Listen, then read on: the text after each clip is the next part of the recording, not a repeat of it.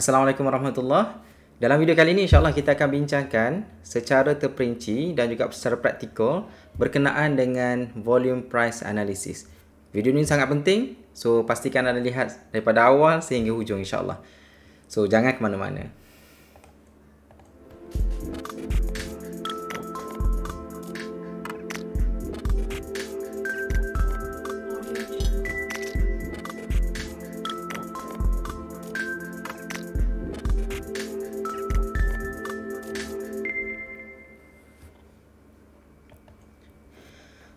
Jadi Alhamdulillah, so video ini insyaAllah kita akan bincangkan tentang volume price analysis yang merupakan satu ilmu yang sangat penting untuk kita kuasai, khususnya pelabur-pelabur dan juga pedagang-pedagang di dalam pelaburan saham.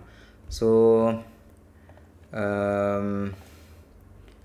mungkin kita akan buat video ni secara beberapa siri.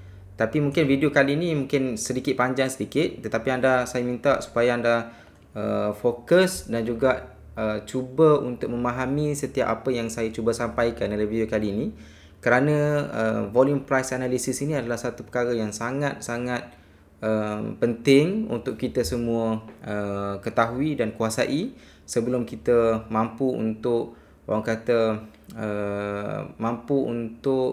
menjana keuntungan yang luar biasa dalam pelaburan saham. So saya juga masih lagi belajar tentang perkara ini, tetapi saya cuba kongsikan apa yang saya faham berdasarkan pengalaman-pengalaman saya selama ini. So mungkin ada benda yang mungkin sangat pentinglah untuk anda semua hayati dan juga ketahui dalam topik berkenaan dengan volume price analysis ini. So, alright.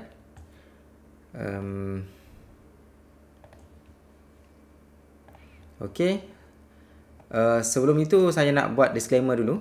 Okay, sebagaimana biasa. I'm not a financial advisor. So, saya bukan orang yang berkelayakan untuk memberi nasihat kepada anda sekalian. Okay. Berkenaan dengan apa-apa produk pelaburan. Jadi, perkongsian ini adalah untuk educational purpose only. So, tidak ada sebarang buy call yang akan diberikan sepanjang presentation inilah insyaAllah. Okay, so anda kena ingat gambar ikan ini. Okay, kerana anda akan mengetahui kenapa pentingnya untuk kita cuba untuk cuba untuk meniru perangai ataupun sifat ikan ini. Okey, mungkin tak ramai yang tahu nama ikan ini. Okey, so saya minta anda ingat nama ikan ini nanti. Saya akan sebut nanti dalam presentation ini sepanjang presentation insyaAllah.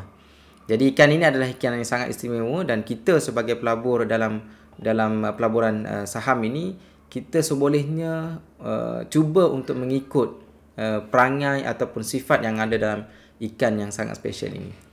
Okey, so namanya dan juga sifat-sifatnya nanti saya akan ceritakan dalam presentation ini insyaAllah nanti. Okay, so this is our learning outcomes. Okay, so at the end of this session, insyaAllah kalau anda lihat video ini daripada awal sehingga ke hujungnya, yang saya rasa sedikit panjang sedikit dalam video kali ini, kita akan bincangkan, anda akan dapat bincang tentang Wyckoff Law. Okay, so mungkin ada yang pertama kali dengar apa itu Wyckoff Law. So insyaAllah kita akan bincangkan secara umum saja Wyckoff Law ini. Dan aplikasi kepada Wyckoff Law ini iaitu volume price analysis, kita akan bincangkan sedikit detail lah bersama-sama dengan secara praktikalnya. Okey, seterusnya kita akan bincangkan tentang market phases, fasa-fasa dalam market. Discuss key events in market action. Okey, so key event ni maksudnya apakah tindakan pelabur-pelabur institusi ataupun pelabur, orang kata istilah jerung ataupun pelabur insider, okey, orang dalam syarikat. So apakah event ataupun key event yang kita kena tahu berdasarkan chart dan juga volume. Okey, alright. Seterusnya describe principle of VPA. Okey, ada berapa prinsipal, so kena tahulah. So kita akan bincangkan secara umum sahaja, tetapi yang paling penting sekali adalah yang kelima ini adalah untuk kita apply, untuk kita mengaplikasikan pengetahuan kita berkenaan dengan VPA dan juga VAP. Okey, VAP saya akan terangkan nanti apa maksud VAP ni dalam real trading activities. So kita cuba aplikasikan volume price analysis dalam kita punya trading. So itu adalah harapan kita lah. Okey, so insya-Allah kita akan cuba capai perkara ini, 5 perkara ini sama-sama dalam siri kali ini insya-Allah. Baik. Apa itu Wyckoff law? Okey, Wyckoff law ni apa maksud Wyckoff law? Okey, Wyckoff ni adalah orang kata the founding father of volume price analysis. Okey, sesiapa yang belajar tentang volume price analysis, dia mesti jumpa pak cik ni. Pak cik ni nama dia Richard Wyckoff. Okey. So Richard Wyckoff ni dia kalau kita belajar tentang sejarah saham kan, Richard Wyckoff ni dia setaraf lah dengan tokoh-tokoh yang besar. Contohnya tokoh yang mengasaskan Dow Theory dan juga tokoh yang mengasaskan Elliott Wave. Elliott tu kan. So Richard Wyckoff ni dia lebih kurang dia punya level dia lah. Mungkin level dia tidaklah sehebat Dow punya level ataupun Elliott punya level kan. Tetapi Wyckoff law ni adalah antara tokoh yang penting dalam dunia saham. So kita kena tahulah, kita kena kenal lah siapa Wyckoff ni. Okey, Richard Wyckoff ini. So basically kalau kita bercakap tentang volume price analysis, kita kena tahulah siapa yang mengasaskan ataupun siapa tokoh utama dia, iaitu Richard Wyckoff lah. So ini gambar dia lah. Saya ambil daripada internet saja. Richard D. Wyckoff. Okey, so Wyckoff law dia ada 3 benda. Dia ada 3 benda penting yang kita kena faham dan kita kena aplikasikan dalam kita punya trading. Okey, dia punya law dia simple saja. Okey, dia ada tiga principle ataupun laws. Okey, yang mana common sense saja. Yang pertama sekali supply versus demand. Okey, supply dan demand. Yang kedua cost dan effect. Cost versus effect. Yang ketiga effort versus result. Okey, so saya rasa tak perlu untuk kita bincangkan secara terperinci berkenaan dengan Wyckoff law ini. Tetapi kita nak lihat dalam siri kali ini, insya-Allah kita nak lihat secara praktikal macam mana kita nak aplikasikan prinsipal ataupun laws ini dalam kita punya trading. Okey, yang pertama sekali supply and demand. Okey, very simple, very logical. Okey, prices rise when demand is greater than supply. Kalau permintaan lebih daripada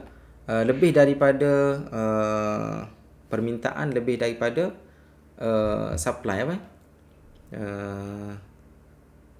supply dalam bahasa Melayu supply.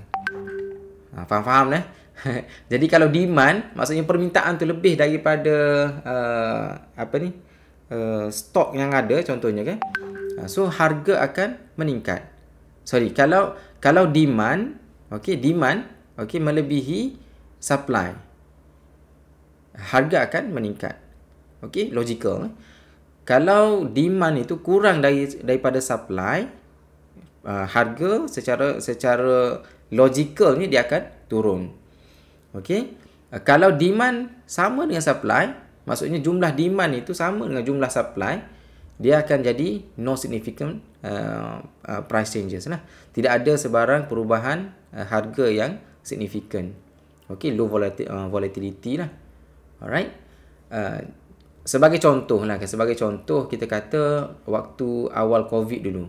Okey, waktu awal COVID dulu, kalau kita ingat lagi kan, face mask pada waktu itu sangat mahal. Okey, mula-mula waktu sebelum COVID harga dia mungkin rendah saja. Tetapi bila berlaku yang COVID, semua orang pakat nak beli mask untuk nak protect diri sendiri dan juga keluarga dia masing-masing. Jadi apa yang berlaku, demand tinggi. So bila demand tinggi, waktu itu production, penghasilan ataupun supply macam biasa, sedikit. Okey, so bila demand tinggi, supply pula sedikit. So apa yang berlaku, harga mask pada waktu itu, harga face mask, pelitup muka pada waktu itu melambung tinggi, naik tinggi, sehingga kan kerajaan terpaksa meletakkan harga shilling. Kerana apa? Kerana demand tinggi, supply kurang. So menyebabkan harga naik lah. Okey, tetapi sekarang ini kalau kita perhatikan lama kelamaan, bila production banyak, syarikat pun makin banyak syarikat yang membuat face mask, kita pun boleh beli dekat e-commerce mana-mana saja dengan harga yang sangat murah sekarang ini. Kalau anda buka Shopee, Lazada, boleh dapatkan 50 pieces 3-ply punya face mask dengan harga less than RM4 untuk 50 face mask. So apa yang berlaku sekarang ini adalah harga yang drop sekarang ini disebabkan oleh production yang lebih ataupun supply yang lebih, demandnya maintain, sebagaimana masuk awal-awal COVID dulu. Jadi itulah logical di sebalik first law of Wyckoff law inilah. Okey. Seterusnya news dan rumors, berita dan juga khabar angin ni dia boleh create demand. Dia akan create demand lah. Yang ni penting untuk kita faham tuan-tuan semua, untuk kita memahami volume price analysis. Benda ni sangat-sangat penting. Sebab itu kita jangan, orang kata, kita jangan buy on news. Okey? Ramai orang kata kan, jangan buy on news, tapi buy on rumors, sell on news. Kita beli waktu khabar angin tengah berlegar, dan kita kena jual waktu news dah keluar di media masa. Jadi kita dalam volume price analysis kita akan memahami kenapa perkara itu berlaku. InsyaAllah kita akan bincangkan dalam video kali ini, insyaAllah.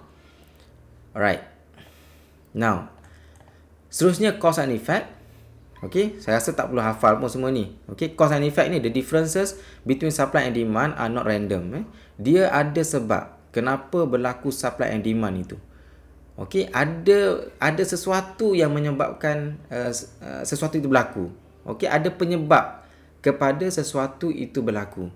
Okay, a period of accumulation, nanti kita akan bincangkan nanti, eventually leads to uptrend ataupun markup punya phase. In contrast, a period of distribution, which is the cost lah, okay, eventually result in downtrend effect. Yang ni kita akan bincangkan sedikit detail, okay, dalam slide-slide seterusnya, insyaAllah. Seterusnya, effort versus result. Okay, the changes in asset price, okay, are a result of an effort which is represented by a trading volume. Ini juga sangat-sangat penting. Ini juga sangat-sangat penting yang insya-Allah kita akan bincangkan secara praktikal dalam video kali ini, insya-Allah. So jangan anda pastikan anda lihat video ni daripada awal sehingga akhir, insya-Allah ada manfaatnya. Okey? Alright, back to basic. Okey, sebelum kita pergi secara mendalam berkenaan dengan volume price analysis ini, so kita kena faham basic dulu. Sebab kalau kita tak faham basic, tuan-tuan semua, kita mungkin akan terkapai-kapai untuk memahami secara, orang kata, mendalami secara orang kata menjiwai lah volume price analysis ini. So kita kena faham basic dulu. Kalau kita tak faham basic, nanti kita akan banyak confuse lah bila kita nak memahami tentang volume price analysis. Okay, so ini candle. Okay, candlestick. Okay, Japanese candlestick. Yang mana hijau. Okay, basically hijau ni maksudnya bullish lah.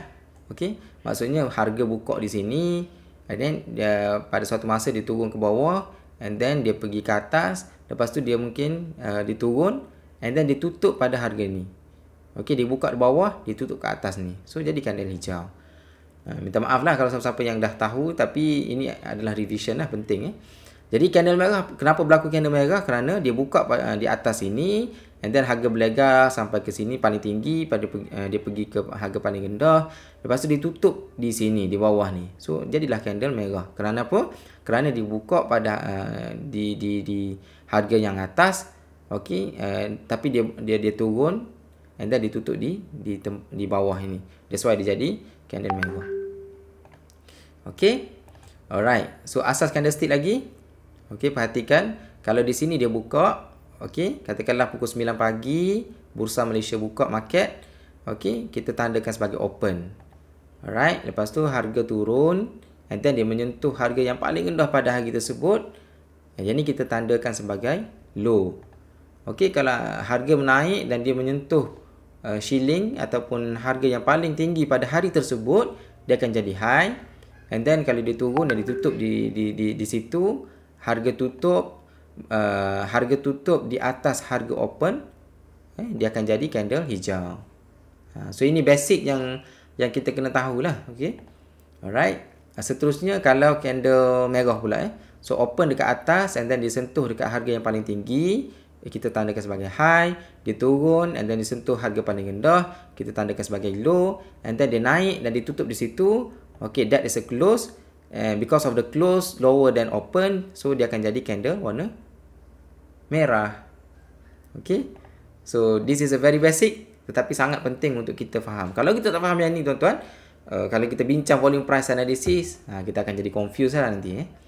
Okay. So seterusnya, setiap candle ini kita kena faham lah kenapa dia boleh jadi candle macam ni. Candle di sebelah kiri ni, kenapa dia boleh jadi macam ni? Kenapa dia ada shadow kat atas ni dan shadow kat bawah ni? Ataupun istilah dalam bahasa Inggerisnya wick, dekat atas ni dekat WICK, wick dekat bawah ni, ataupun dalam bahasa Melayu shadow ataupun bayang ataupun toceng. Ni toceng dengan dia punya ekor dekat bawah ni kan. Kenapa dia boleh terjadinya candle Marubozu? Okey, kena tahu juga kerana harga open sama dengan harga low dia. Okay, that's why dia tak ada ekor kat bawah ni. Dan kenapa dia tak ada toncek kat atas ni? Kerana harga tutup dia sama dengan harga yang paling tertinggi. Okay, that's why dia jadi Marubozu. Yang ni dipanggil apa ni? Candle hammer. Kenapa jadi candle hammer? Kerana dia buka harga dekat tengah-tengah ni, okey, dekat hammer kat bawah ni, and then harga paling rendah di sini, and then harga tutup dia sama dengan harga yang tinggi, harga paling tinggi pada hari tersebut. So inilah yang dikatakan sebagai hammer. Hammer candle hijau lah. Kalau hammer candle merah, dia buka dekat atas ni tapi dia tutup dekat sini. So that's why dia jadi merah dekat sini. Okey, seterusnya doji. Doji maksudnya harga buka dia sama dengan harga tutup. And then pernah disentuh harga di bawah ini, dan juga pernah pada hari tersebut dia sentuh pada harga dekat atas ni. Tetapi dia tutup dengan buka pada harga yang sama. So dia jadi candle doji. So this is a candlestick punya basic lah. Okay. Yang ni juga sangat-sangat penting untuk kita faham ya tuan-tuan semua. Satu candle, daily candle sama dengan 6 hourly candle. Okay. Kita ada 6 hourly candle. So setiap jam dia ada candle masing-masing. Katakanlah ni jam pukul 9 sampai pukul 10 candle macam ni. So daripada pukul 10 sampai pukul 11 dan seterusnya lah. Okay. So setiap jam ini dia ada harga close, open, dia ada high low dia masing-masing. Okay. So tetapi kalau kita nak menjadikan harga one daily candle, so kita tengoklah harga dibuka dekat mana. Harga buka dia dekat bawah ni. Betul tak? Okay. And then harga paling bawah dia di sini. And then kita tandakan sebagai low. And then dia pergi ke harga paling tinggi, dia sentuh dekat harga yang paling atas itu, yang dikatakan sebagai high.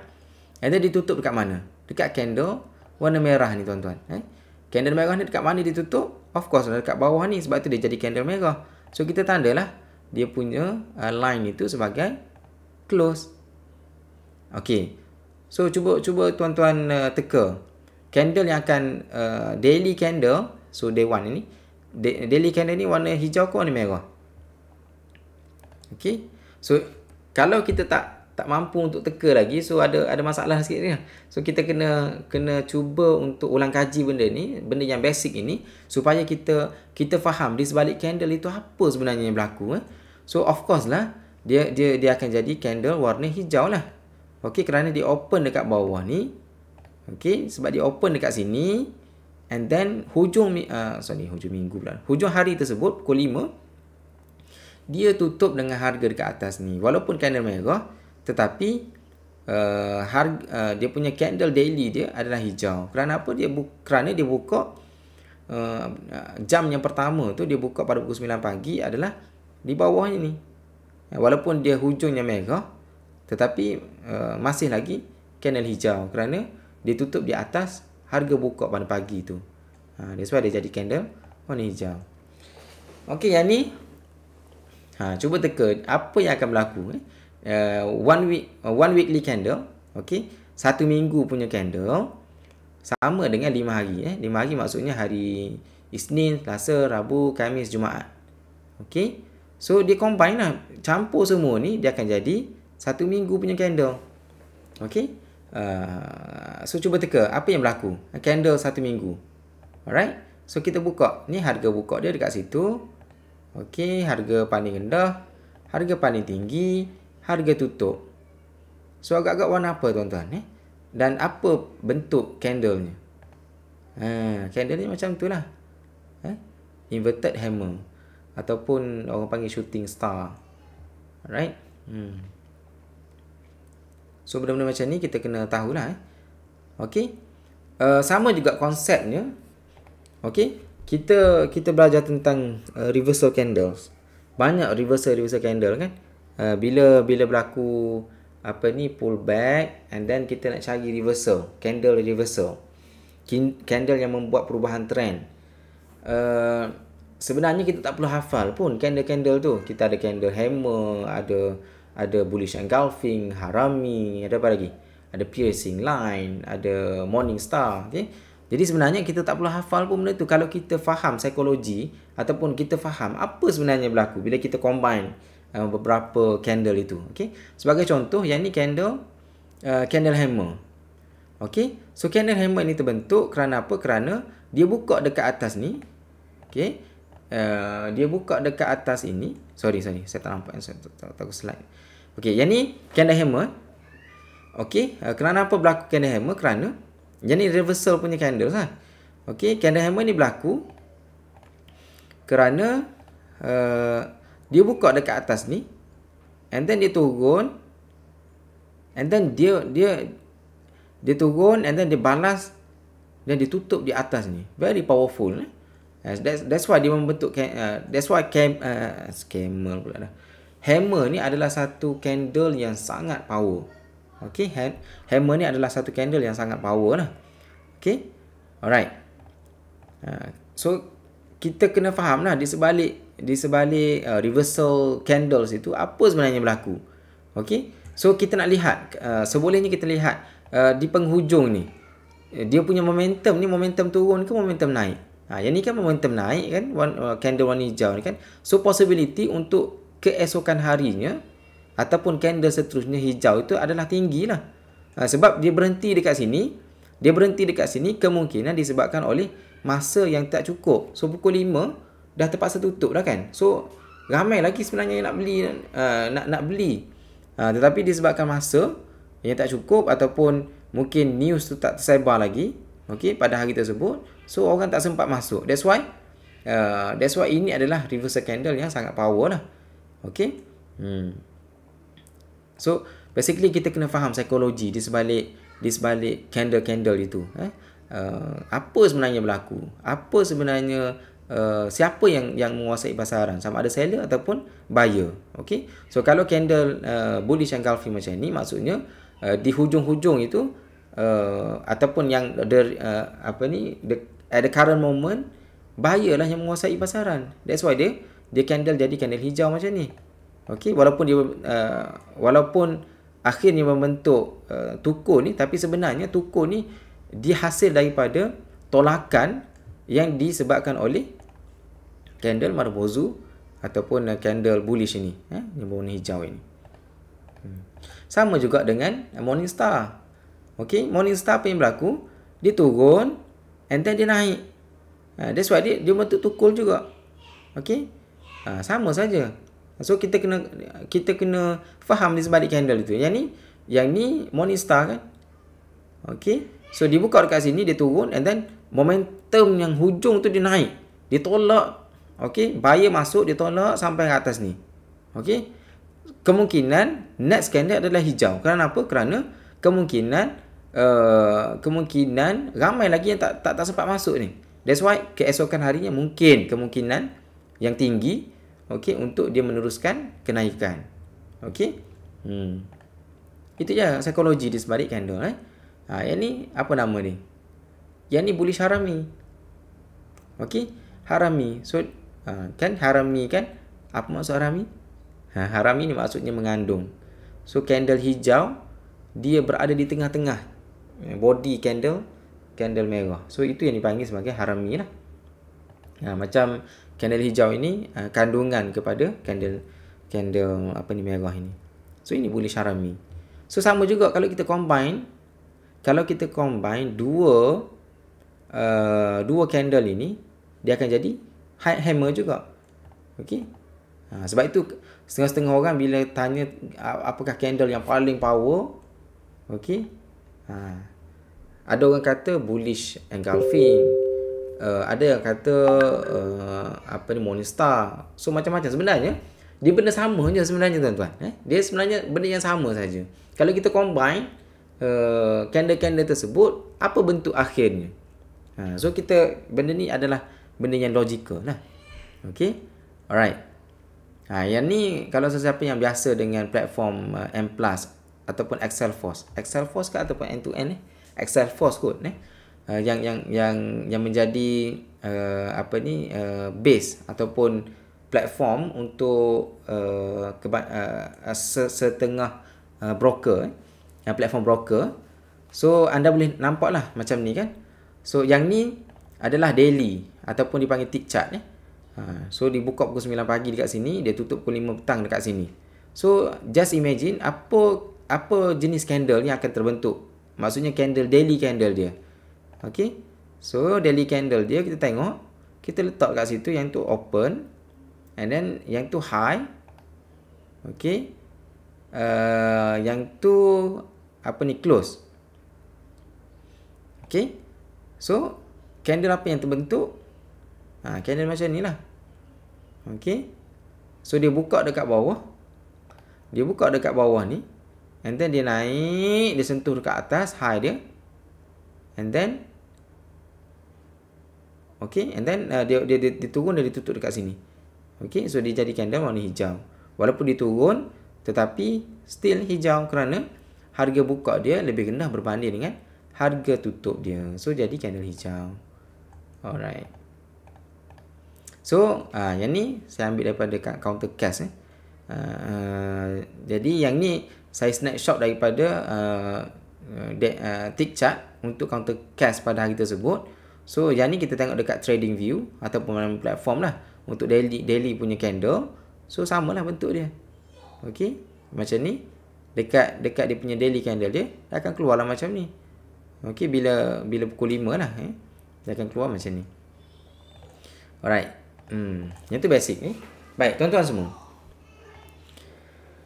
Sebagaimana yang kita tahu, dalam market bukan kita seorang saja ada.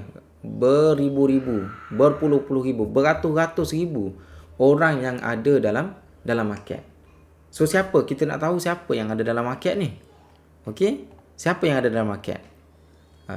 Ramainya, yang paling ramai adalah orang bersendirian lah, macam kita lah. Macam saya, macam tuan-tuan semua kan, yang dipanggil sebagai retailer ataupun peruncit lah. Okey. Seterusnya orang dalam syarikat.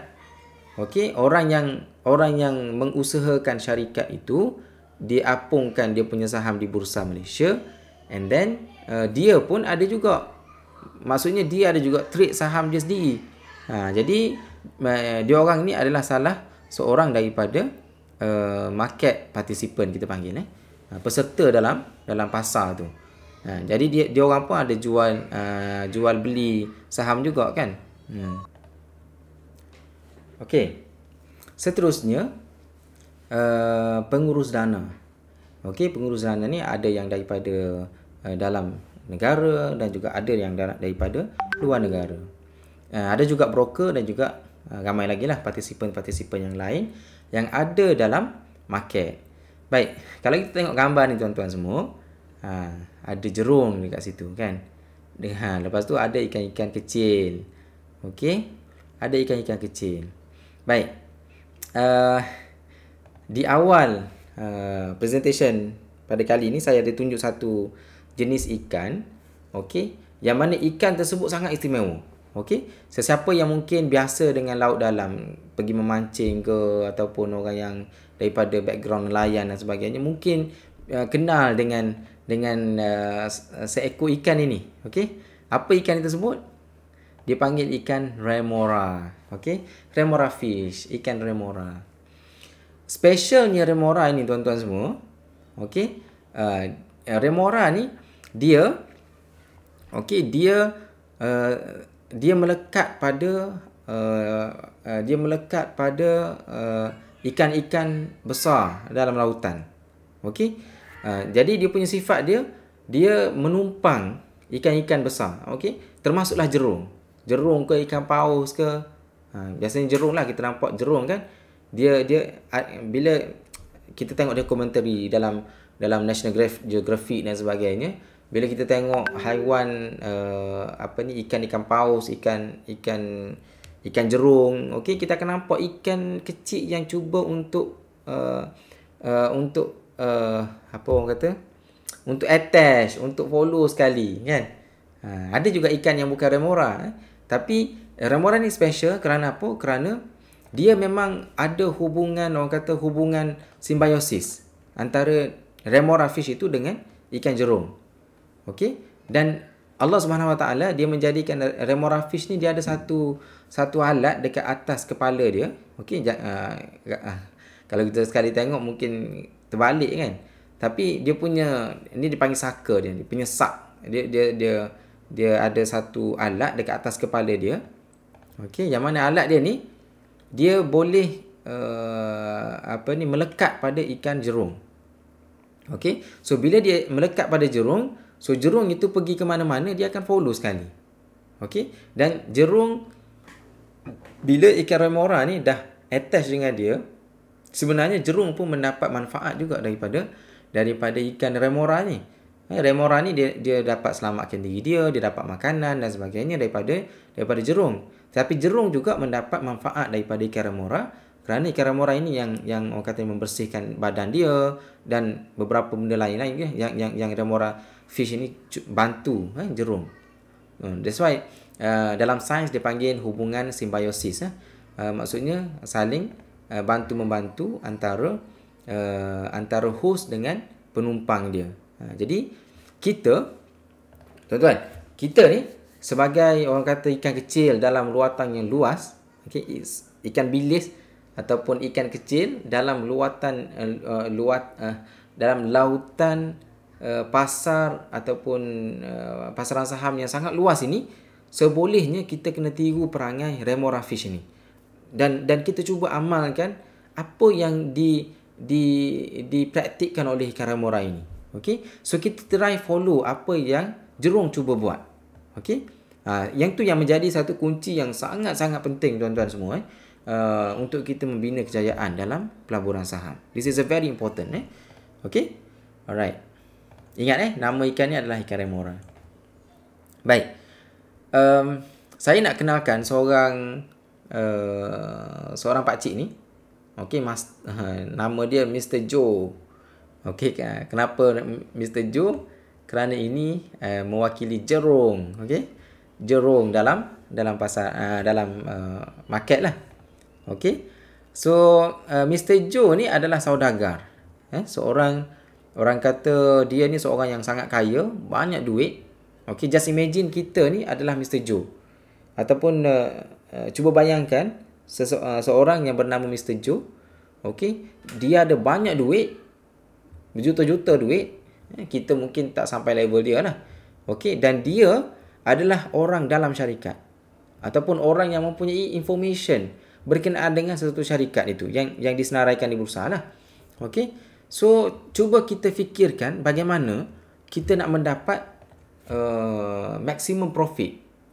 Okey, kita orang dalam syarikat, kita banyak duit, macam mana kita banyak duit, kita orang dalam syarikat, kita tahu perkembangan syarikat itu, kita tahu kemungkinan projek yang kita akan dapat, kemungkinan orang kata laporan keuangan sama ada rugi ke untung, kita tahu lebih awal daripada orang lain. Kita banyak duit. Okey, dan kita juga of course lah kita ada saham dalam syarikat tu. Kan? Jadi Mr. Joe ni macam tu orang dia. Okey, so cuba tuan-tuan bayangkan macam mana kita nak dapat profit yang berganda-ganda, okey, dalam pasaran saham. Okey, so benda tu yang kita nak kena sentiasa tanya diri kita. Kalau kita jadi Mr. Joe, okey, apa yang kita akan buat? Okey, so apa yang kita akan buat? Okey, alright. Ada dua kunci utama. Okey, kunci utamanya yang pertama sekali adalah kalau boleh kita nak beli saham di Bursa Malaysia itu dengan harga borong, tetapi kita nak jual dengan harga runcit.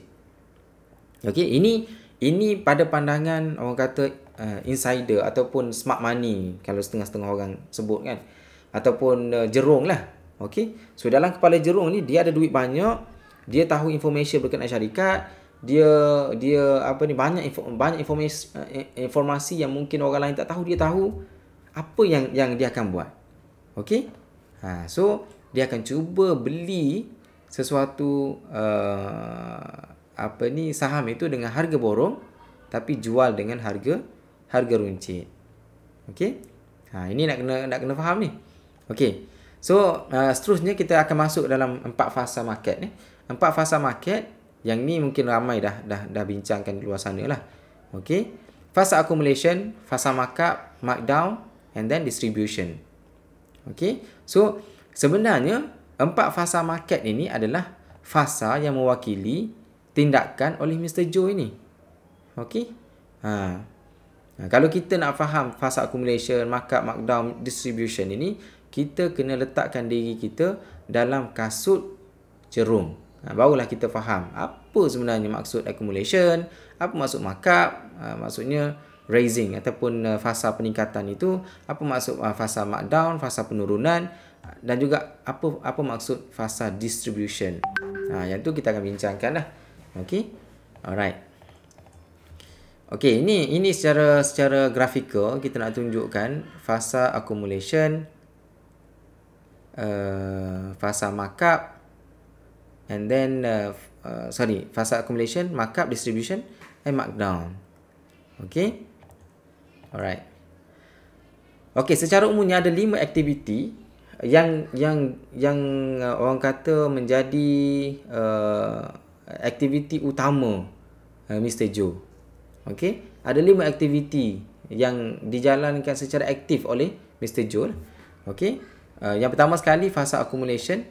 Okey, dia accumulate saham. Okey, dia accumulate yang mungkin orang tak tertarik pun dengan saham tu. Dia mungkin sebab dia orang insider. Contohnya kan Mr. Joe dah tahu dah syarikat dia tu akan dapat satu projek yang bernilai berbilion ringgit. Tapi benda tu tak tersebar lagi. Dia seorang saja tahu. Mungkin dia yang cuba arrange benda tu. Mungkin dia sendiri yang cuba arrange benda tu.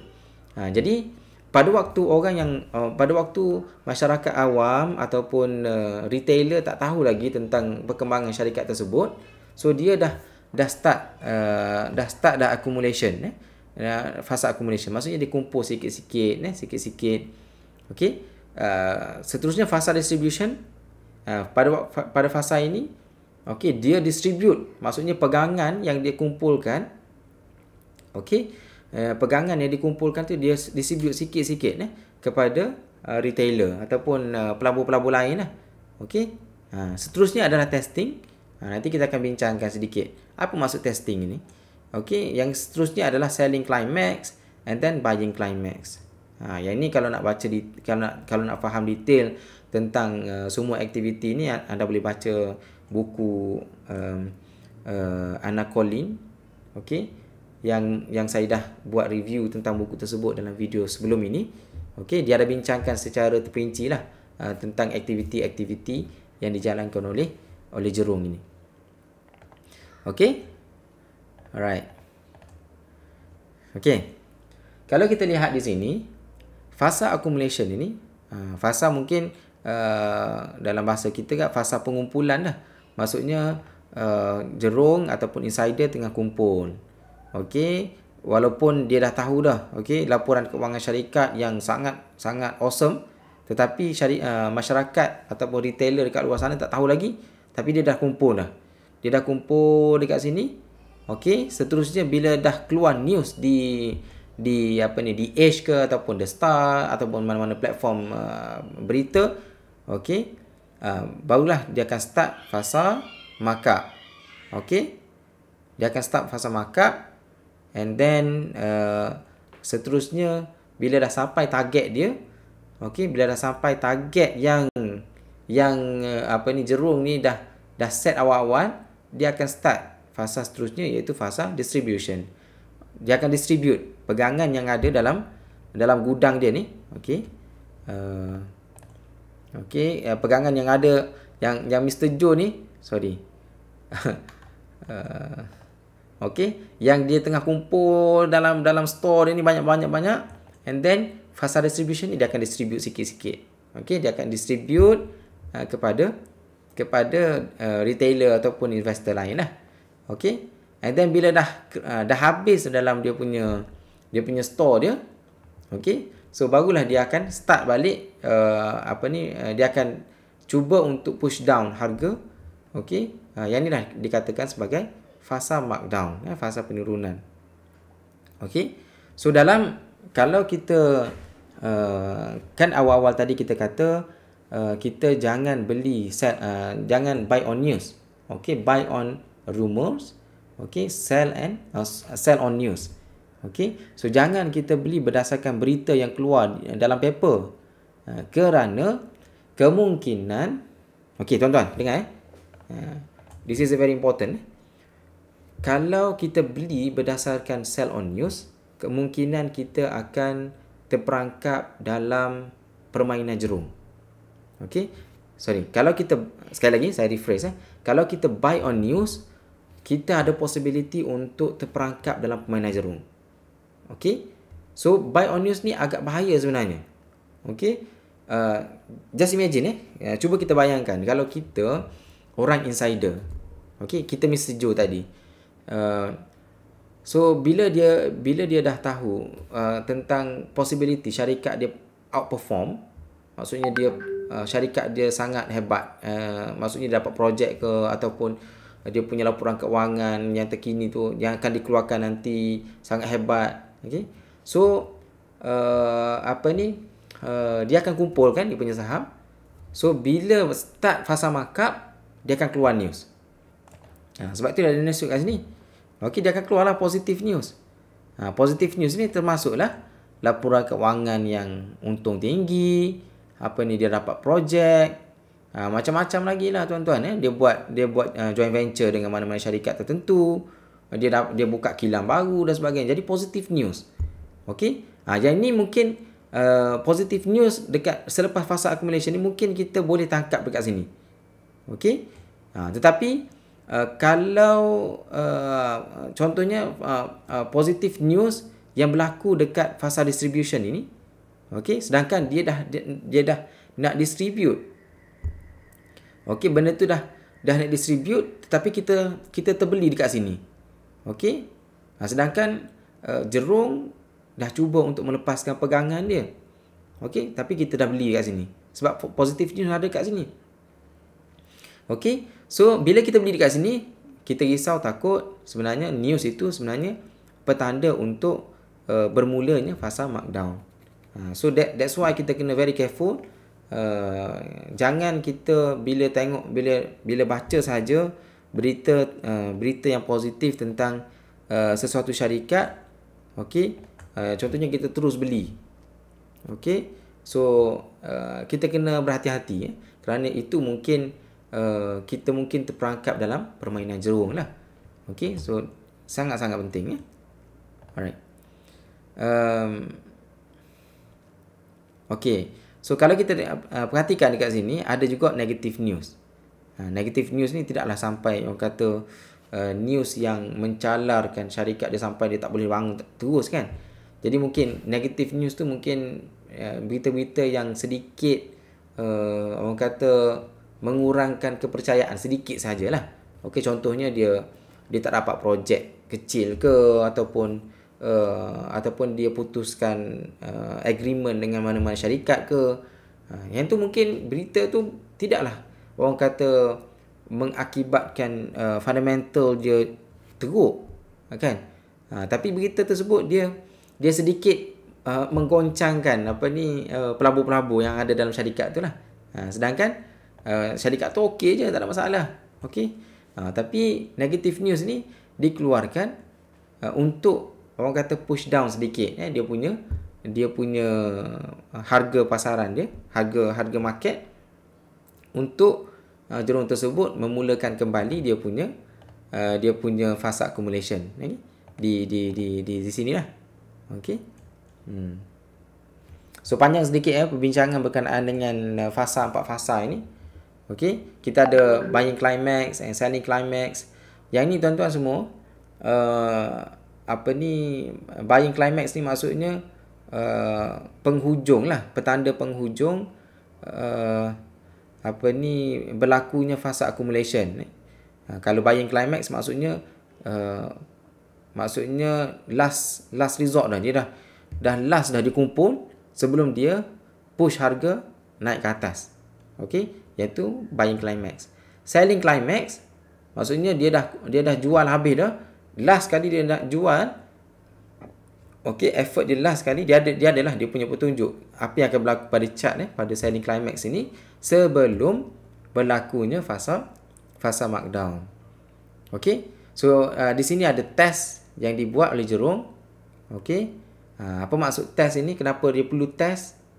Kerana secara psikologi lah, kalau Jurong dia cuba untuk push harga naik ke atas, tiba-tiba ada lagi orang yang nak menjual dekat area sini.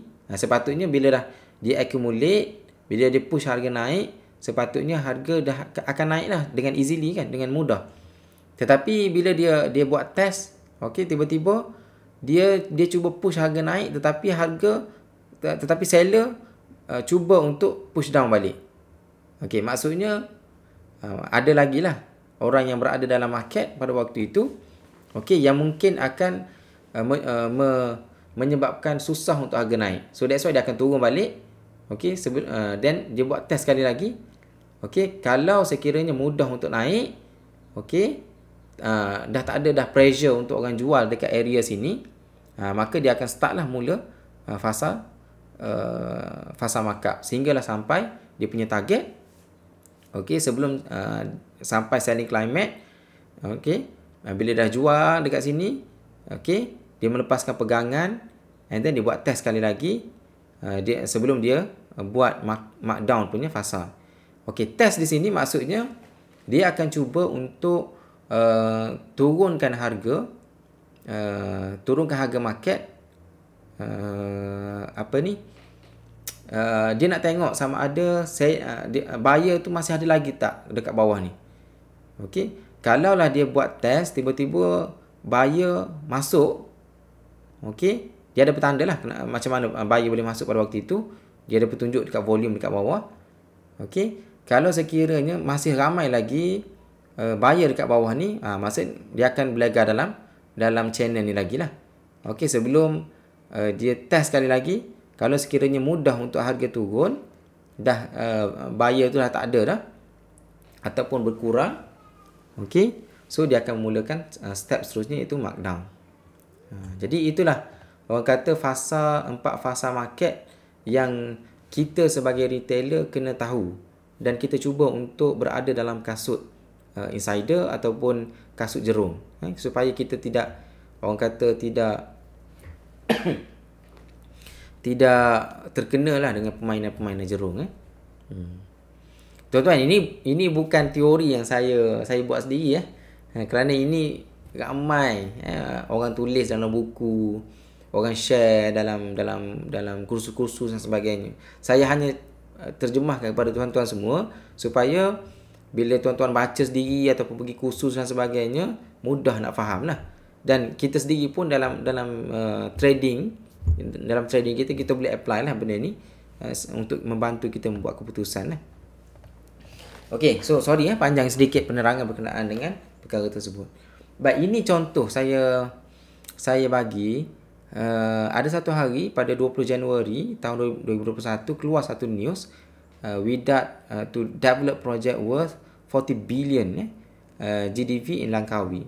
Berita positif, sangat positif berita. Tetapi apa yang berlaku pada hari tersebut? Candle merah.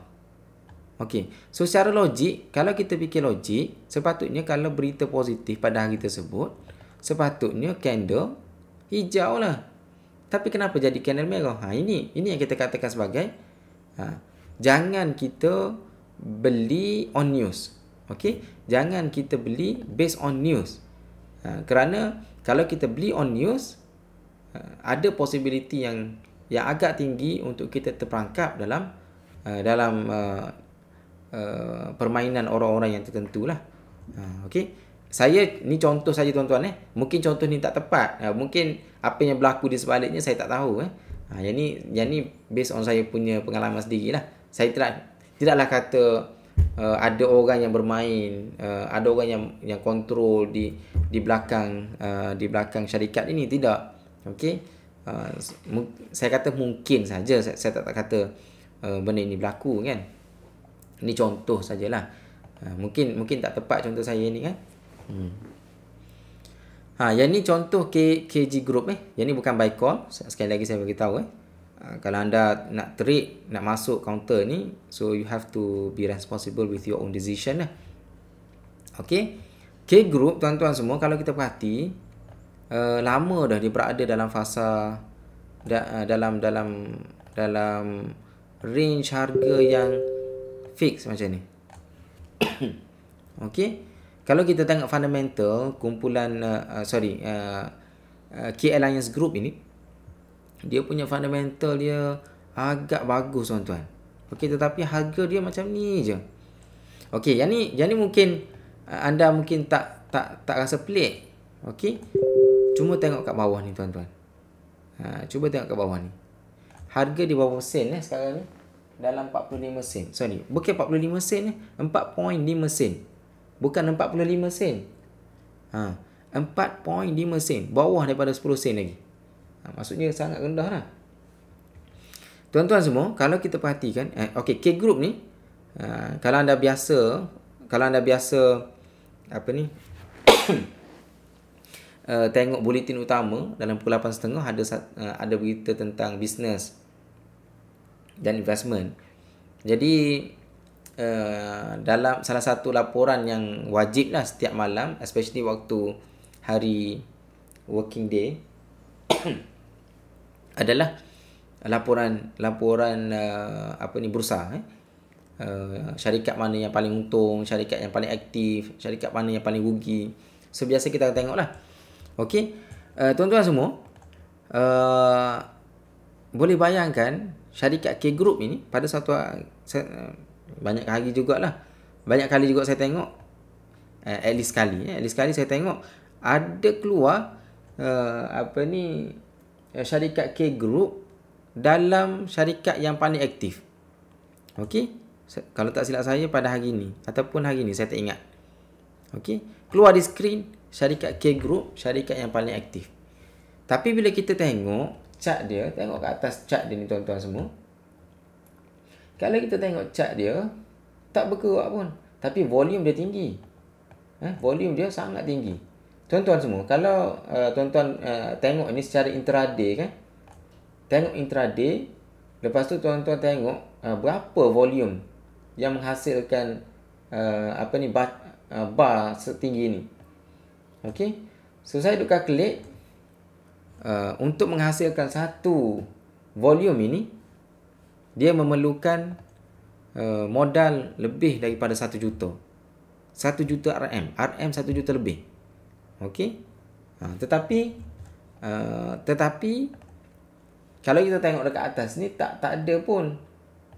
Okey. Dia punya ni tak ada pun kita kata Morbozu ke apa ke kan. Tak ada. So kenapa boleh menjadi macam ni? Yang inilah yang kita katakan sebagai volume price analysis. Okey, kita menganalisa volume dan juga price. Yang insya-Allah kita akan bincangkan dalam video inilah. Okey. So, sekali lagi disclaimer, saya bukan kata nak suruh beli counter K Group ini, juga tadi yang counter Widat tadi. So, ini bukan buy call lah. So, you have to trade with your own decision lah. Okey, 6 principle of VPA. apakah prinsip-prinsip VPA?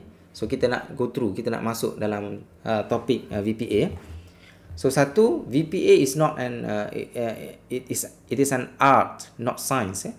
That's why sampai sekarang ni susah untuk kita hasilkan satu software yang boleh buat decision berdasarkan VPA. Okay, sebab dia lebih kepada art, okay, seni, berbanding dengan sains. Okay. Yang kedua, kita kena sabar. Alright? Orang yang mempraktikkan ilmu VPA ni, kita kena sabar. Okey, kita kena sabarlah. Tak boleh orang kata beli pagi, lepas tu petang tu jual. Contoh kan, contoh. Boleh juga sebenarnya. Tapi ada komponen passion itu. Sebab kita kena berdasarkan apa yang berlaku pada price, dan kita kena tengok apa yang berlaku pada volume. Sama ada volume itu validate the price action ataupun sebaliknya. Berlaku tak anomaly. So itu memerlukan kesabaran yang tinggi lah. Okay, waktu kita mengaplikasikan ilmu volume price analysis. It's all relative. Okay, berdasarkan comparison. Contohnya, sesuatu candle itu, kita kata candle Marubozu, kita kena compare lah dengan candle-candle sebelumnya. Begitu juga dengan volume. Okay, volume katakanlah tinggi ni, so kita kena compare dengan volume-volume seterusnya. So dia adalah relatif lah. Kita kena bandingkan antara satu dengan yang lain. Okay, practice make perfect. Of course, kita kena sentiasa praktis benda ni supaya kita akan dapat kuasai ilmu technical analysis, volume price analysis ini.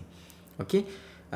Of course, technical analysis, dia adalah salah satu daripada technical analysis yang mana memberi pengkhususan kepada indikator volume. Okay. So, banyak indikator-indikator lain di bawah technical analysis. Tetapi volume price analysis ini dia fokus kepada volume dan juga price. Okey. Sebab itu tuan-tuan, ada setengah-setengah orang dia hanya fokus kepada price. Sebagai contoh, saya tengah baca buku ni, yang insya-Allah saya akan share kepada anda. Bagus buku ni. Saya akan share kepada anda berkenaan dengan buku ni nanti. Cuma dalam buku ini dia tak fokus sangat kepada volume. Okey, dia fokus kepada price. Nothing wrong, tak ada masalah. Cuma kalau kita boleh combine dengan volume price analysis itu, dengan volume lagi baguslah sepatutnya. Okey. Okey, yang keenam ni validation ataupun anomaly. Yang ni sangat penting. Kita kena tengok price itu valid ataupun anomaly, abnormal lah. Ini kita akan bincangkan nanti insya-Allah. Baik. Ni 6 prinsip yang tak perlu hafal tapi kita kena faham. Okey. Yang ni point nombor 6 tadi, validation or anomaly kan.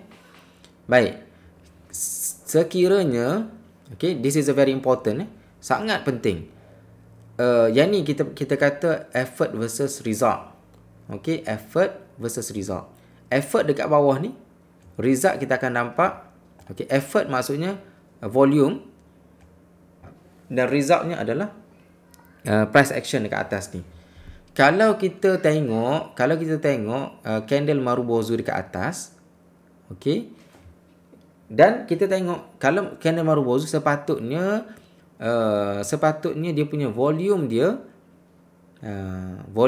melebihi lah, relatively dengan volume sebelumnya sepatutnya lebih tinggi lah. Yang ni maksudnya dia valid. Maksudnya volume itu validates the price action. Maksudnya volume itu mengesahkan tindakan pada harga. Yang ni maksudnya normal lah. Okey.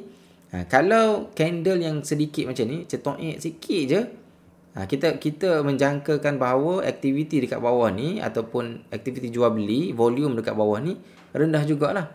Yang ni maksudnya valid lah. Okey. Okey, yang ni juga validation. Bila harga naik, kita menjangkakan bahawa volume pun semakin naik. Yang ni dia panggil convergence. Maksudnya volume naik, harga naik disusuli dengan volume dekat bawah ni pun semakin menaik. Okey, volume warna volume ni tak penting tuan-tuan. So saya letak hijau saja sebagai default. Okey, so harga naik, volume naik. So ini adalah validation lah. Maksudnya kita boleh orang kata menarik nafas lega lah kalau kita berada dalam kapal ni. Kalau kita pegang satu syarikat yang membuat kenaikan dan kita tengok di bahagian volume dia juga semakin menaik, so kita boleh menarik nafas lega lah. So dia naik dengan momentum. Okey, begitu juga kepada price yang menurun, tetapi dia punya volume semakin menaik. Okey. Yang ni normal ke tak normal? Yang ni normal lah. Okey. Yang ni maksudnya betul-betul harga turun ni. Harga turun. Bila harga turun, volume pun turun, maksudnya kemungkinan jerung-jerung ataupun insider smart money dah keluar daripada pasaran. So kita kena keluar lah. Okey, kalau kita beli dekat atas ni, tiba-tiba berlaku macam ni, fenomena macam ni, sepatutnya kita kena keluar. Kerana kalau kita tak keluar, mungkin lama untuk dia ambil balik momentum untuk dia membuat kenaikan. Okey. So yang ni adalah pengesahan, validation. Yang ni anomaly. Yang ni tak normal, tuan-tuan. Okey. Yang ni juga sangat penting untuk kita faham. So kalau kita lihat candle macam case KG Group tadi kan, volume tinggi dekat bawah, maksudnya transaksi banyak berlaku dekat bawah ni, transaksi jual beli, tetapi dia punya price changes dia sangat sikit. Yang ni maksudnya abnormal. Kemungkinan ini berlaku dalam fasa accumulation. Maksudnya orang sedang mengumpulkan. Ada orang yang sedang mengumpulkan saham-saham. Okey, tapi dia tak nak push harga naik. Kerana kalau dia push harga naik, dia tak sempat lah nak kumpul banyak lagi. That's why dia akan fix dengan satu harga kat bawah ni. Okey. Dia akan fix dengan certain range of price. Okey, tapi dia membeli dengan banyak. Yang ni maksud anomaly. Yang ni kalau keluar dalam kita punya chart, kita kena faham lah apa sebenarnya berlaku di sebalik chart tu. Okey. Yang ni pun sama juga. Kalau harga tu naik gila-gila, kalau harga naik mencanak macam ni tetapi volume sedikit saja, maksudnya anomaly, tak normal. Bila tak normal macam ni, maksudnya kenaikan dia ni kenaikan yang kita kena careful. Sebab saham itu naik tanpa momentum. Maksudnya harga naik tapi sebenarnya orang yang membeli tu sikit saja. Berlaku transaksi tu sedikit saja. So ada possibility yang tinggi untuk harga drop balik. So yang tu kita kena faham. Sangat-sangat penting. Ramai tak faham ni, tuan-tuan. Jadi tuan-tuan sangat butuh lah bila dapat mengikuti rakaman ini. Okey. Yang ni juga pelik. Okey. Harga semakin naik tapi volume semakin turun. Anomaly. So kena hati-hati. Bila harga naik, kita tengok kat volume. Kita expect volume pun semakin naik lah. Tapi harga makin naik, volume makin turun. Anomaly. So kemungkinan, yang ni dia panggil divergence. Maksudnya harga makin naik tapi volume makin turun. So kemungkinan harga ni dia akan follow volume. Dia akan turun juga. Yang tu sangat-sangat penting dan sangat-sangat praktikal untuk kita, untuk membantu kita buat keputusan lah, sama ada nak kekal berada dalam kaunter ni ataupun nak kena keluar. Okey. Yang ni pun sama juga. Bila harga turun, volume pun turun. Yang ni tak normal. Macam tadi kan, bila harga turun sepatutnya volume tinggi lah. Yang ni bila harga turun. Tuan-tuan, bila saya kata tak normal tu bukan maksudnya negatif yang kita kena keluar, tidak. Kalau dalam kes ni contohnya kita tengah berada dalam kapal sekarang ni. Okey. Sekarang ni kita tengah berada dalam kapal dan contohnya kita beli dekat sini. Kita beli dekat area sini ataupun kita beli kat area sini. Lepas tu harga naik. Okey. Lepas tu harga turun. Okey, bila harga turun, kita tengok dekat volume ni. Volume semakin turun. So maksudnya dia turun ni tanpa momentum ni. So bila dia turun tanpa momentum, kemungkinan untuk dia naik tu tinggi. Untuk dia reverse tu tinggi. Jadi kalau kita beli dekat sini, dia naik, dia turun, relax lah dulu. Tidak ada tanda-tanda yang jerung tengah dah keluar. Okey? Tak ada tanda-tanda. Sebabnya volume sedikit, volume mengering. So yang ni relax lah dulu. Kan? Yang tu benda yang kita kena faham dan kita kena praktikkan lah. Okey, sangat-sangat penting. Baik. Seterusnya kita akan bincangkan tentang support resistance. Benda ni sangat basic. Benda ni sangat basic tetapi sangat-sangat penting. Tuan-tuan semua, ramai yang explain tentang support and resistance ni macam level dalam rumah kita kan. So dalam rumah kita, katakanlah kita ada berapa tingkat ni? 1, 2, 3, 4. Rumah 4 tingkat. Okey.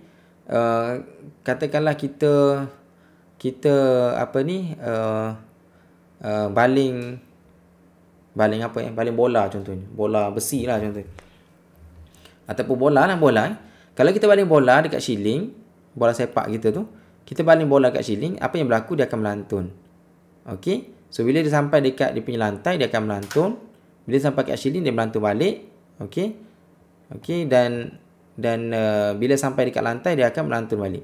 Okey, katakanlah lantunan yang ni, okey, ada seorang baling dengan satu momentum yang kuat, pecah sampai lantai ni.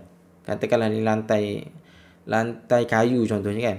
So bila pecah lantai ni, apa yang berlaku? Sekarang ni lantai ni akan menjadi shieling. Sorry pula Yang saya pun tak lagak ni. Okey, shieling ni dia akan jadi lantai. Okey, bila dia pecah saja, dia akan cari shieling yang baru. Bila dia melantun, dia turun ke bawah, and then yang tadi resistance tadi dia jadi tersupport. Okey, turn to support. Resistance turn to support ni. Jadi shieling tadi dia akan bertukar jadi ceiling tadi akan bertukar jadi lantai lah. Okey. So bila dia melantun, dia pergi ceiling turun ke bawah, melantun kat lantai. Okey. So katakanlah lantunan yang seterusnya ni terlalu kuat sampai pecah dia punya ceiling ni. Okey. And then meneruskan kenaikan sehingga dia cari dia punya ceiling yang baru. Bila dia melantun, yang asalnya ceiling tadi dia akan bertukar menjadi support. Okey. Begitulah seterusnya. Kalau dia pecah dia punya lantai ni, automatik lantai ni akan bertukar menjadi ceiling. Okey. Macam itulah seterusnya tuan-tuan. So ini walaupun orang kata sangat basic, okey, sangat basic tetapi sangat-sangat penting untuk kita faham. Khususnya bila kita mengaplikasikan volume price analysis. Okey. Alright. Tuan-tuan, soalan yang sangat penting. Bila harga naik and then dia membuat orang kata retracement ataupun dia buat reversal lah dekat ujung tu, seolah-olah macam dia buat reversal. Okey. Contohnya dekat sini kan. Alright. Dia naik and then berlaku reversal kat sini. Soalan, macam mana kita nak tahu yang ni adalah perubahan trend? Perubahan trend ni maksudnya daripada naik dia turun balik sampai sini. Yang ni perubahan trend lah. Ataupun yang ni hanyalah orang kata retracement ataupun apa dia kata pullback. Rehat seketika saja. Dia rehat sedikit sebelum dia meneruskan kenaikan. So apa yang menentukan?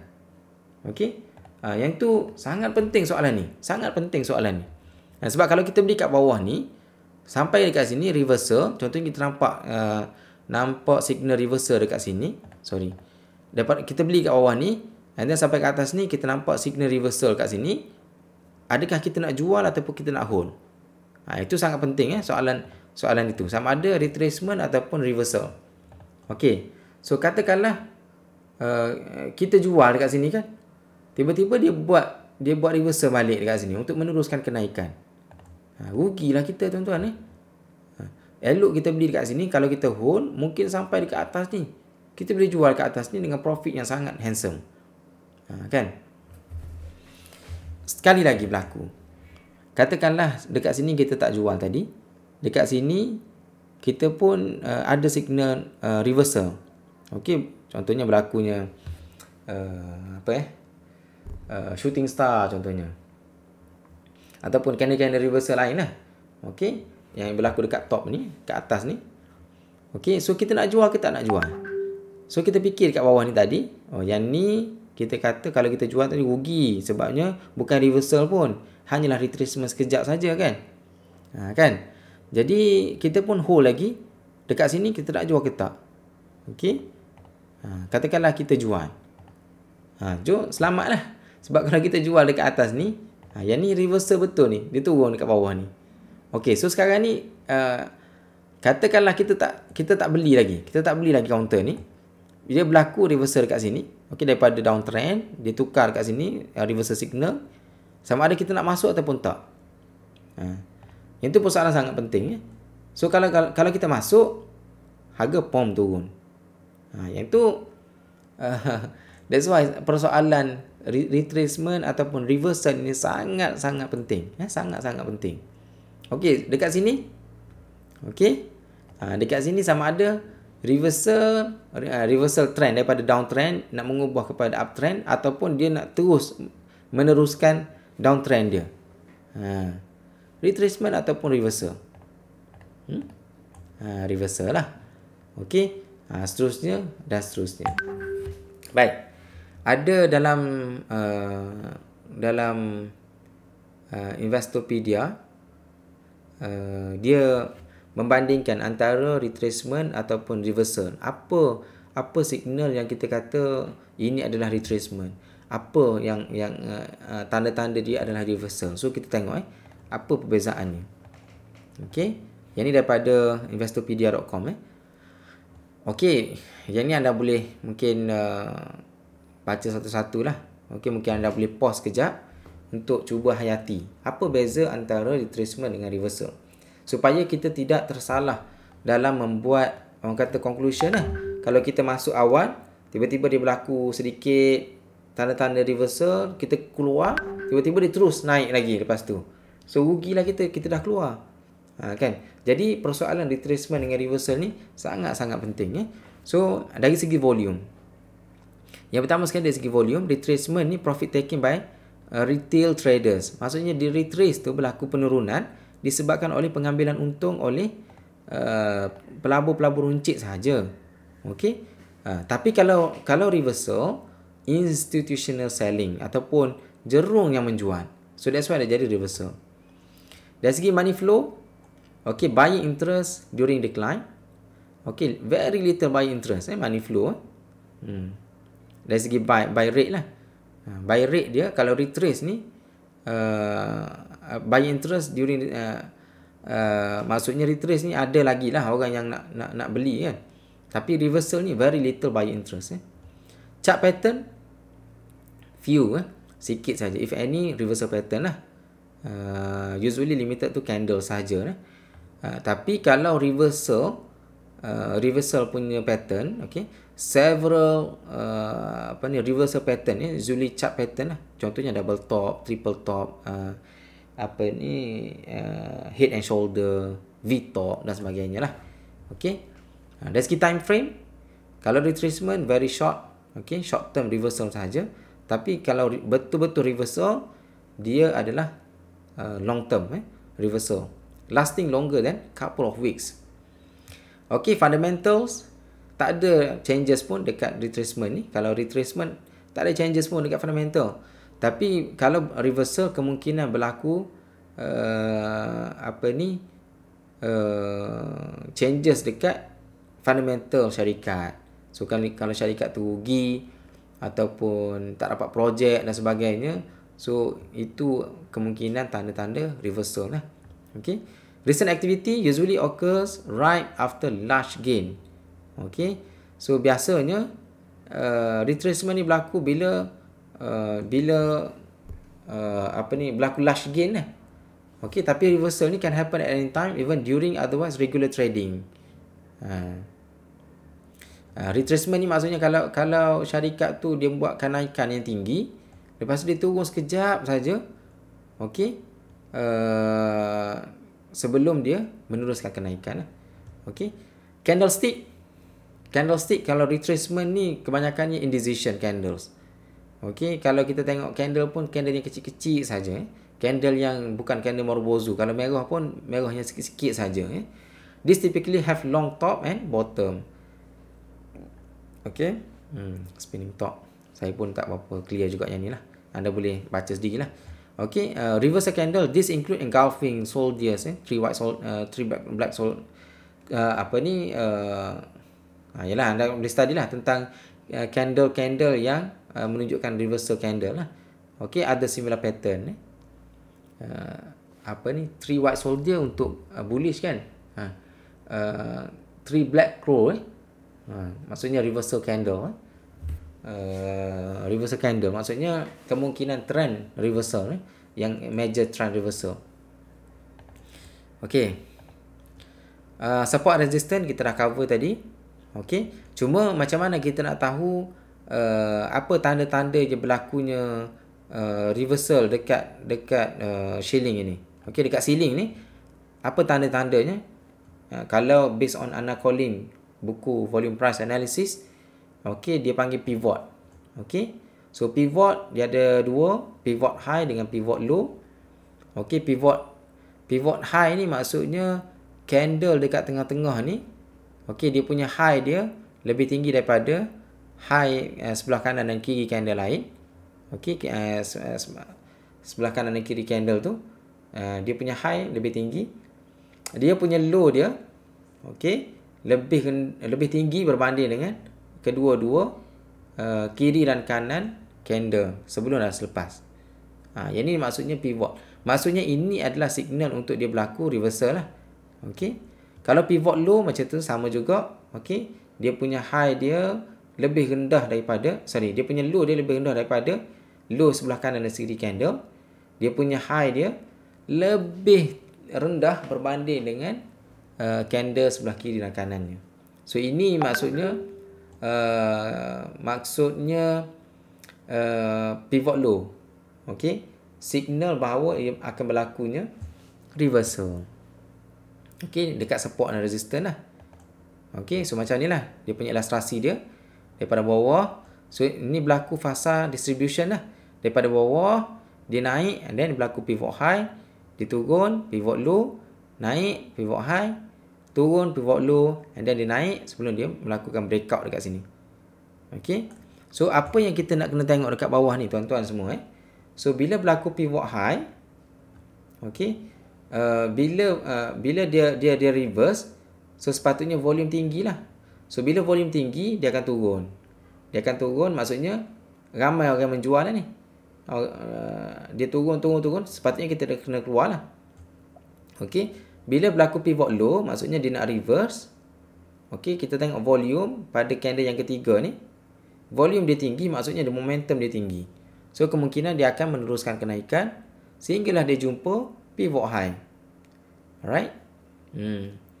Ini berlaku pivot high sama dengan pivot yang pertama tadi. Okay, pivot high yang pertama tadi. Dia turun, dia naik. Okey.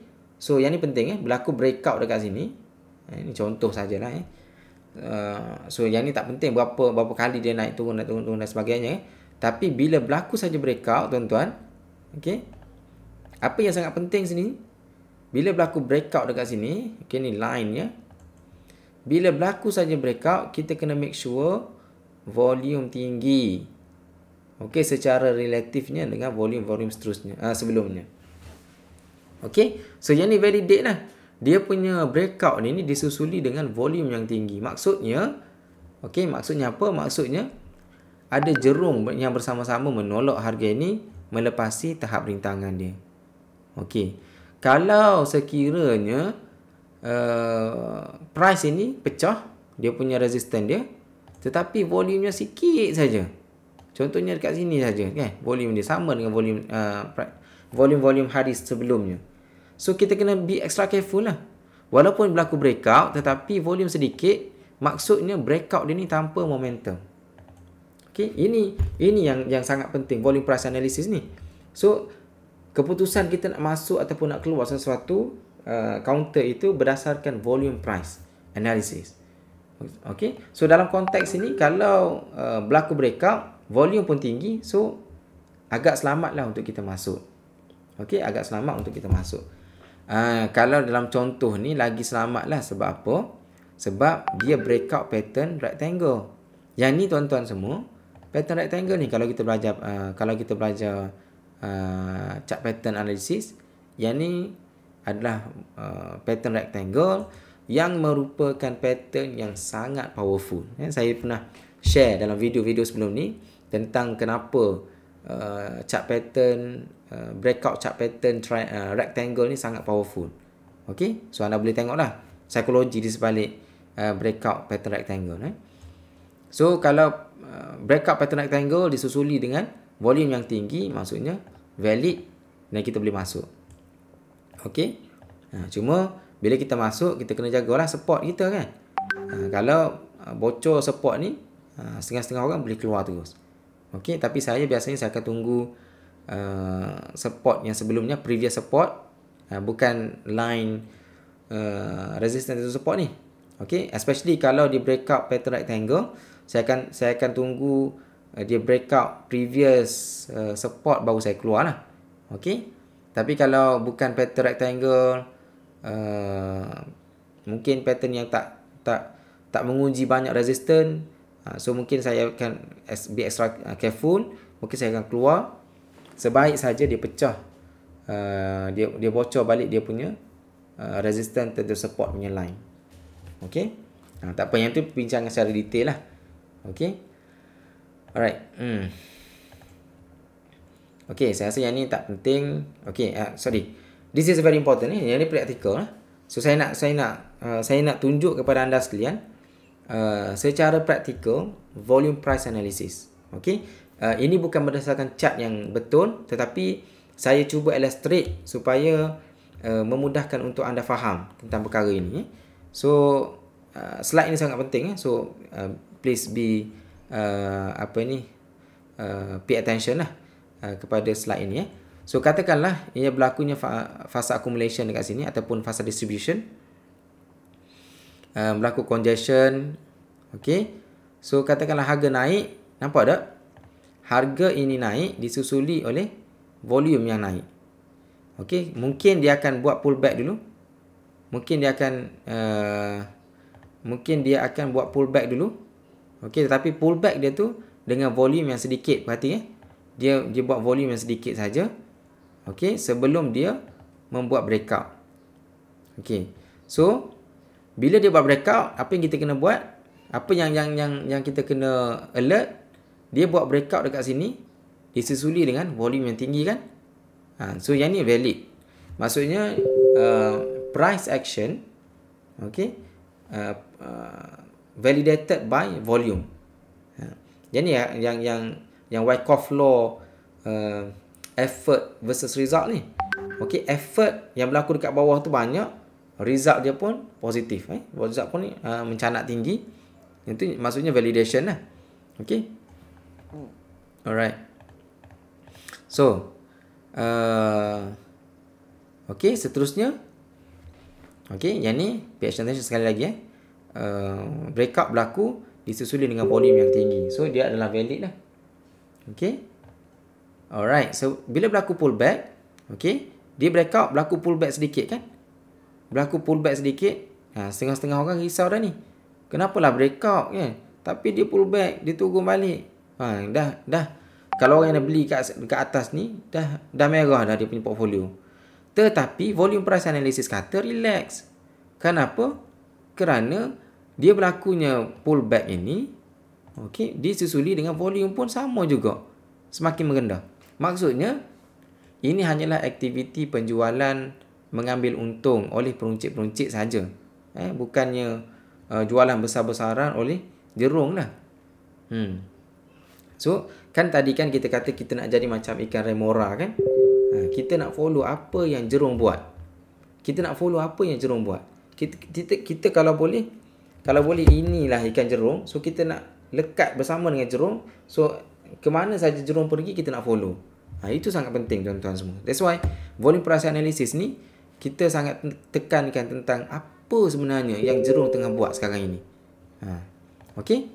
So seterusnya, so kita expect bila dia berlaku pullback macam tu dengan volume yang sedikit, insya-Allah dia akan membuat reversal balik untuk meneruskan kenaikan. Okay. So macam yang anda dapat lihat dekat chart sekarang ni kan. Okay. So bila naik, okay, perhati bila dia naik bersama-sama dengan volume. Baguslah ni, maksudnya dia naik dengan momentum. So kalau kita beli dekat bawah ni, okay, kalau kita beli dekat sini, jangan keluar lagi lah. Okay, janganlah sampai sini 10% dah. Keluarlah. Sedangkan volume semakin banyak. Relax lah dulu. Kan? Relax lah dulu. Okay. So, okay, seterusnya, berlaku pullback. Nampak bila berlaku pullback, volume pun sedikit. Relax lah. Okay. So, bila bila berlaku pullback, dia reverse, lepas tu dia meneruskan kenaikan. Okey. Cuma dekat sini kita kena perhati, nampak tak? Dia menaikkan berlakunya kenaikan harga tetapi volume semakin mengering. So yang ni adalah petunjuk untuk kita be extra careful. Okey. Adakah ini petanda awal bahawa counter ni nak reverse? So yang ni kita kena, kan kita kata tadi kan dia relatif. Okey, so kita kena cuba bercakap dengan chart itu. Okey, so sekarang ni apa dia nak buat sebenarnya? Apa yang nak buat sekarang ni? Apa jerung tengah buat? Apa sebenarnya berada dalam minda jerung? So yang itu persoalan-persoalan yang kita kena sentiasa tanya pada kita lah. So bila harga semakin tinggi, okey, harga makin tinggi, okey, tetapi volume semakin mengering. Tapi bukanlah kita kata jual terus, tidak. Tak semestinya. Okey. Tak ada tanda-tanda untuk kita jual lagi. Okey. So apa yang berlaku? Dia buat reversal. Okey. So bila reversal, okey, tak adalah dia mengejut macam ni kan. So dia adalah candle-candle yang menunjukkan berlakunya reversal. And then disusuli dengan volume yang tinggi. So kita kena keluarlah dekat sini, dekat area atas ni. Okey. So ini bila berlaku penurunan disusuli dengan volume yang tinggi, maksudnya apa tuan-tuan? Maksudnya jerung pun dah keluar. Yang tu dia punya, kita punya gist ataupun motif ataupun isi penting yang anda pun dah tahu. Okey. So that's why volume price analysis ni sangat-sangat penting. Sangat-sangat penting. So bila berlaku reversal kat sini, kalau kita perhatikan, dia berlaku reversal kat sini, disusuli dengan volume yang tinggi, maksudnya kita kena keluar lah. Maksudnya dia penurunan yang valid ni. Maksudnya bukan main-main ni. Tak macam yang ni. Okey, yang ni dia berlaku, dia turun, volume sedikit, okey lah. Yang ni dia turun, volume pun sama naik. Maksudnya benda ni betul-betul valid. Okey. So kemungkinan dia nak reverse balik tu mungkin rendah sikit lah. Okey. So that's why kita kena keluar dekat situ. Okey. Alright. So walaupun berlaku reversal tuan-tuan, walaupun berlaku reversal sedikit dekat sini, tetapi tengok volume dekat bawah ni sedikit. So yang ni orang kata technical rebound. Okey, kalau kita tak sempat nak jual dekat atas tu, kalau kita tak sempat nak jual dekat sini, okey, kita tunggu technical rebound. Katakanlah harga dekat bawah ni banyak dah rugi contohnya, ataupun kita punya profit sikit. So kita boleh jual on strength. Kita panggil sell on strength. Bila berlaku technical rebound dekat sini, so dekat puncak technical rebound ni kita jual. Sebab kita nak maksimumkan kita punya keuntungan kan. So, kalau kita tak jual, rugilah. Sebab dia akan meneruskan penurunan. Okey. So, dia turun tu dengan volume. Dia turun dengan volume. So, itu orang kata practical untuk kita ride the trend. Okey. sebenarnya dalam buku Anna Collins, Anna Collins dia ada kritik tentang penggunaan trend line, ride the trend contohnya kan. So sebenarnya baguslah istilah ride the trend tu bagus. Cuma apa tools yang kita pakai? Apa orang kata signal ataupun apa yang boleh membantu kita dalam membuat keputusan untuk ride the trend itu? So jawapannya adalah volume price analysis lah. Okay, volume price analysis. Alright. Okay. Frequently asked question Dah berapa lama dah ni saya rekod? Dah 1.5 jam dah. Ya Allah Rabbi. Okay, so saya sambung sikit lagi sikit lagi. Sabar. Sangat penting ni. So how long does it take for accumulation phase to be completed?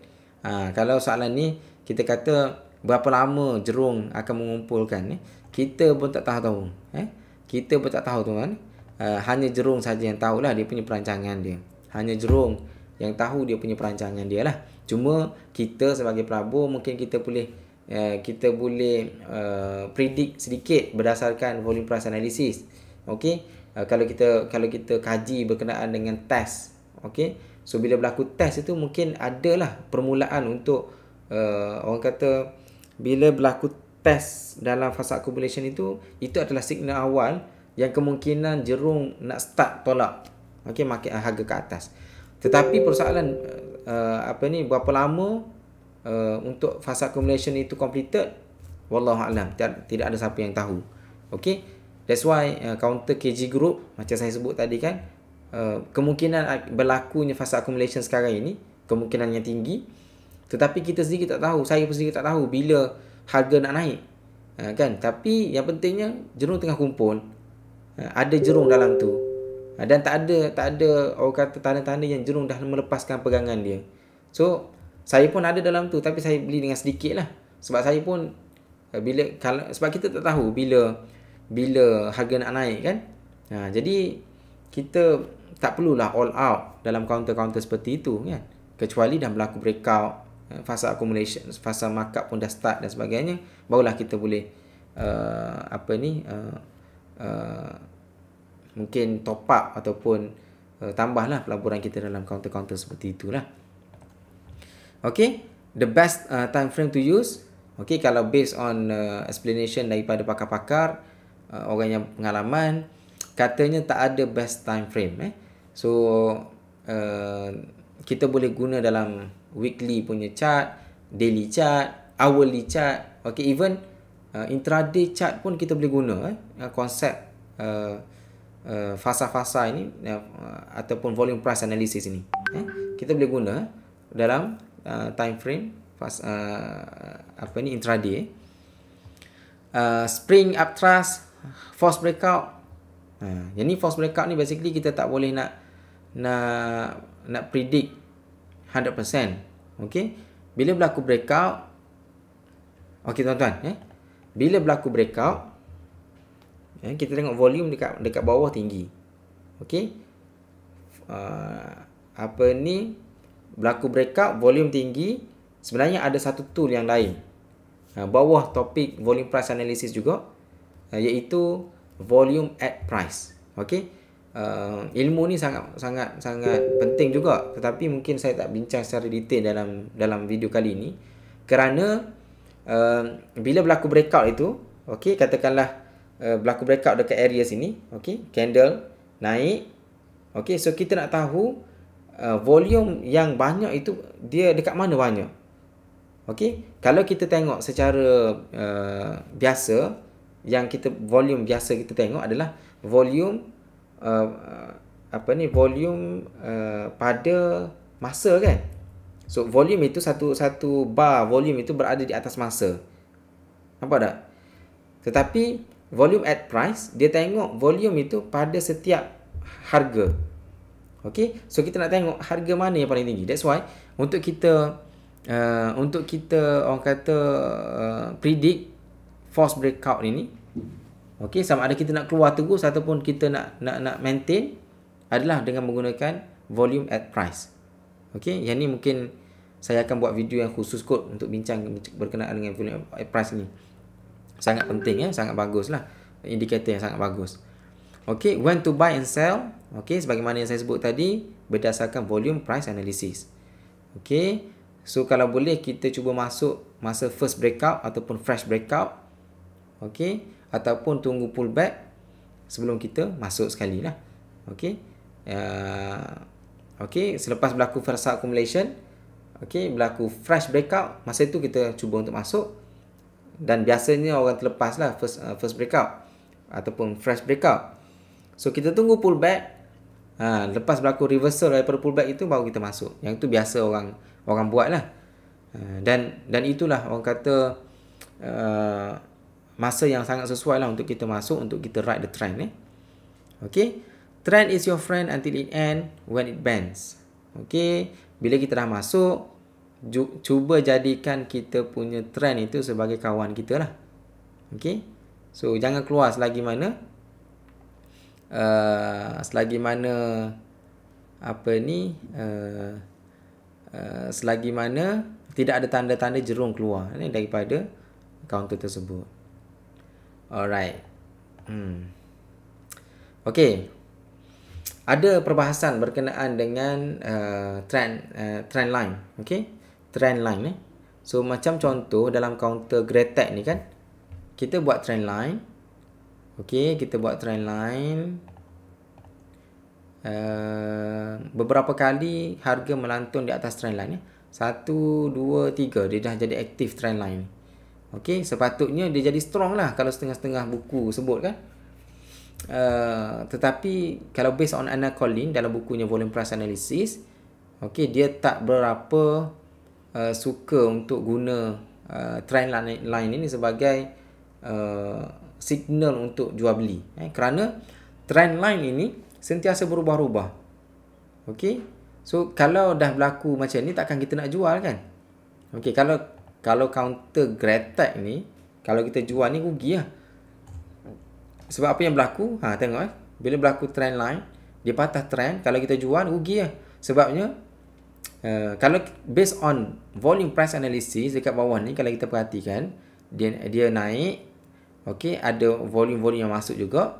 Okey, tapi bila dia break the trend line, tetapi volume tak ada apa pun. Tak ada signal yang menunjukkan perlu jual. Okey. So kalau kita pegang kat sini, sabar sikit. So tengok apa yang berlaku Gretek.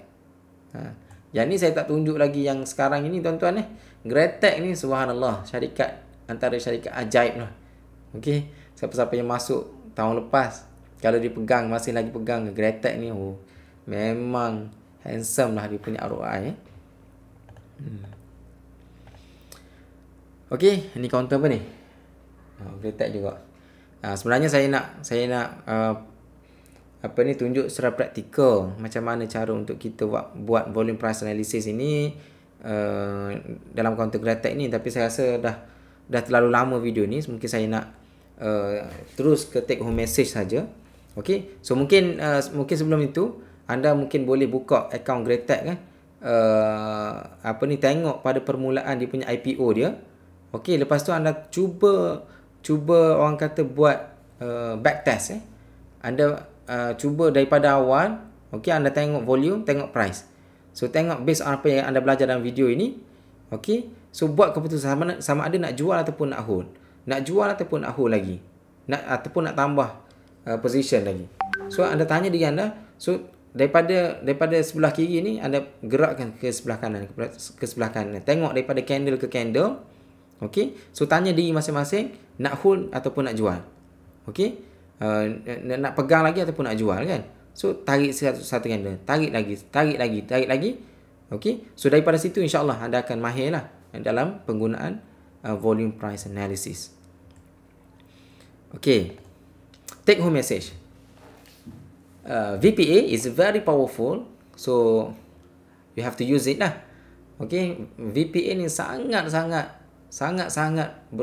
penting tuan-tuan. So jangan lupa untuk menggunakan volume price analysis dalam kita membuat keputusan sama ada nak beli ataupun nak jual sesuatu counter.